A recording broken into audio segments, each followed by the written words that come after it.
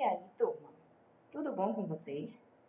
Bom, aqui é a professora Diana. Nós vamos hoje dar continuidade ao nosso assunto de funções oxigenadas, tá? Hoje nós vamos ver outras duas funções oxigenadas, que são as funções aldeído e cetona. Preparados? Então, vamos lá. Bom, vamos começar aqui com a função dos aldeídos.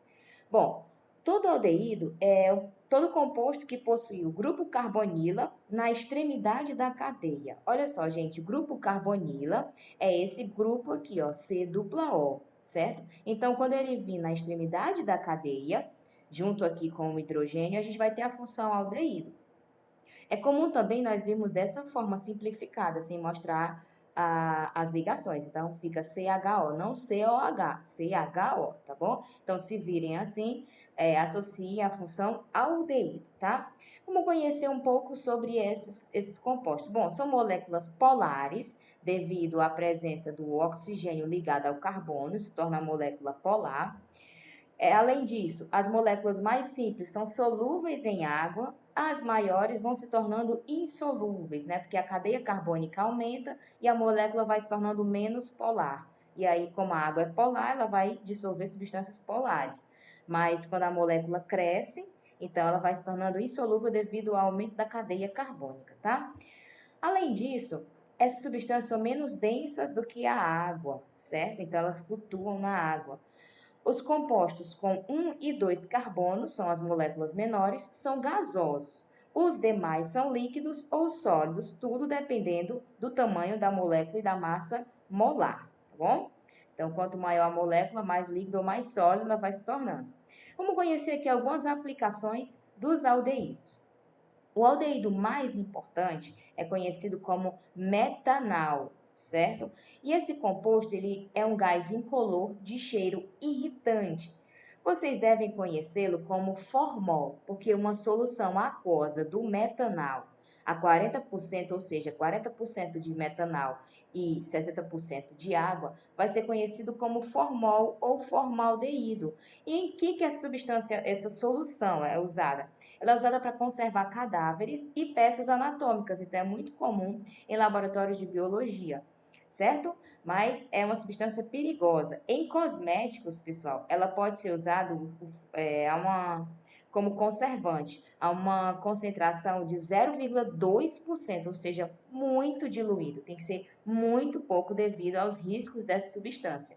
Ela sempre esteve muito presente em produtos de alisamento de cabelo, mas foi proibido pela Anvisa de ser usado como alisante desde 2009, devido aos problemas causados por essa substância ter sido capaz até de matar uma mulher que fez o alisamento que continha formol. Essa substância é considerada pela OMS, pela Organização Mundial da Saúde, como cancerígena, gente. Então, é uma substância bastante perigosa, tá?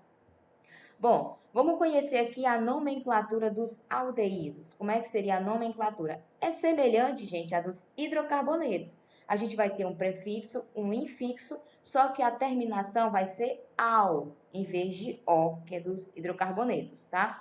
Vamos ver aqui um exemplo. Então, aqui a gente tem o aldeído mais simples. Gente, se nós temos um carbono, qual é o prefixo para um carbono? Vocês lembram? Met, não é isso? Como só tem ligação simples, não tem nem outros carbonos para ele se ligar, né? Então, vai ser an e a terminação ao, metanal, certo? Essa aqui é a substância lá que compõe o formol, tá? Vamos ver aqui um outro exemplo. Aqui nós temos 2 carbonos. Qual é o prefixo para 2 carbonos? Et. Tentem lembrar aí, pessoal. Antes de eu falar, vê se vocês lembram. Pausa o vídeo e tenta lembrar. Et, como só tem ligação simples entre carbonos, an e a terminação ao, etanal, tá? Vamos ver aqui uma outra molécula maior. Olha só, aqui nós temos a presença de um radical. E como é que a gente faz? A gente precisa numerar a cadeia. E assim como acontece nos outros compostos, nos álcools, nos fenóis, nos éteres, a gente sempre vai começar a numeração a partir do grupo funcional. E quem é o nosso grupo funcional? É o grupo carbonila. Nesse caso também é conhecido como aldoxila, tá, gente? Então, a gente vai começar pelo carbono da carbonila, certo? Sempre começa a numeração pela extremidade mais próxima do grupo funcional. Então, vamos lá. Como é que fica aqui o carbono 1, 2, 3 e 4? Bom, nós temos na cadeia principal 4 carbonos. E aqui no carbono 3 nós temos o grupo metil. Então, a gente sempre começa o nome, assim como acontece nos hidrocarbonetos, a gente começa o nome com o radical. Então, vai ser como? 3-metil. Se são 4 carbonos, qual é o prefixo para 4? But. Então, 3-metil-butanal. Ok, gente? Então, primeiro a gente coloca a posição do radical e depois o nome da cadeia principal, tá bom? Bom, vamos continuar então aqui, vamos conhecer um pouco sobre as cetonas. Vocês já devem ter ouvido esse nome, não é? Bom, as cetonas, elas contêm o grupo carbonila, de novo o grupo carbonila, semelhante a dos aldeídos, só que aqui o grupo carbonila está entre carbonos, entre radicais, entre cadeias carbônicas, tá, gente? Nos aldeídos, o grupo carbonila está na extremidade, pode ser na extremidade da direita ou da esquerda. Nas cetonas tem que estar entre carbonos, tá? Bom, são moléculas polares também, devido à presença da carbonila. São solúveis em água. As moléculas mais simples são menos densas que a água. Além disso, a propanona e a butanona, que são as cetonas mais simples, menores, elas são líquidas. As demais são sólidas. Ó, começa com 3 carbonos, viu, gente? Porque tem que ter a carbonila entre carbonos, então tem que começar com 3. Então, propanona e butanona são as mais simples e elas são líquidas. Vamos falar um pouco aqui sobre as aplicações. Bom, a cetona mais conhecida é a propanona, também conhecida como acetona. Diz que vocês já conheciam esse nome. Então, o nome comercial dela, o nome usual é acetona, mas o nome oficial, segundo a IUPAC, é propanona, tá? Ela é um líquido incolor de cheiro agradável e inflamável, tá? E bastante volátil, né, gente? Evapora fácil. Em que ela é usada? Ela é usada como solvente de esmaltes, tintas, vernizes e na extração de óleos e sementes vegetais, ok? Então, aqui a gente colocou uma imagem de unhas pintadas, né? Vocês devem conhecer aí, ela dissolve o esmalte usado nas unhas, tá? Mas sua comercialização é controlada pela Polícia Federal, no caso da propanona pura. Por quê? Porque assim ela também é usada na extração da cocaína, gente, na produção da cocaína, tá, gente? Então, sua comercialização é controlada. Como é que ficaria aqui a nomenclatura das cetonas? Bom, parecido com a dos hidrocarbonetos, com a dos aldeídos, mas a terminação vai ser ona. Olha que coisa boa. Cetona termina com ona. Prefixo, infixo e ona. Vamos começar aqui pela cetona mais simples, ó, carbonila entre carbonos. E aqui nós temos quantos carbonos? 3. Qual é o prefixo para 3? Prop. Se só tem ligação simples entre carbonos, propan e a terminação ona. Essa é a tal da acetona, certo? O nome científico, o nome oficial dela, segundo a IUPAC, é propanona, tá? Vamos ver aqui um outro exemplo. Quantos carbonos nós temos aqui, pessoal? Vamos contar?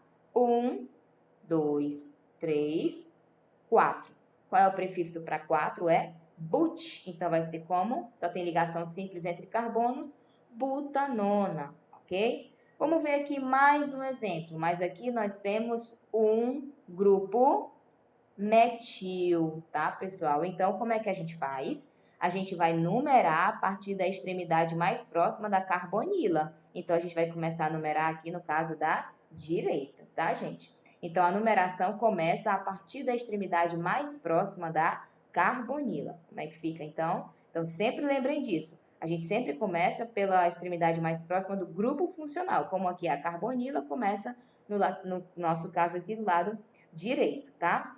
Então, no carbono 4, nós temos o grupo metil, não é isso? E qual é o nome da cadeia principal? 1, 2, 3, 4, 5 carbonos, então é pentan, não é isso? Então vai ser 4-metil pentan 2-ona. Por que a gente teve que numerar? Porque nós tínhamos outras possibilidades para a posição da carbonila, tá, gente? Então, quando a gente tiver mais do que 4 carbonos, a gente precisa numerar e dizer a posição da carbonila, tá certo? Então, aqui, como está no carbono 2, 4-metil-pentan 2-ona, mas ele poderia estar, por exemplo, no carbono 3, por isso que a gente precisa numerar, tá certo? E era isso que nós tínhamos para hoje, pessoal. Espero que vocês tenham compreendido, espero que tenham gostado. Fico muito feliz com os comentários de vocês.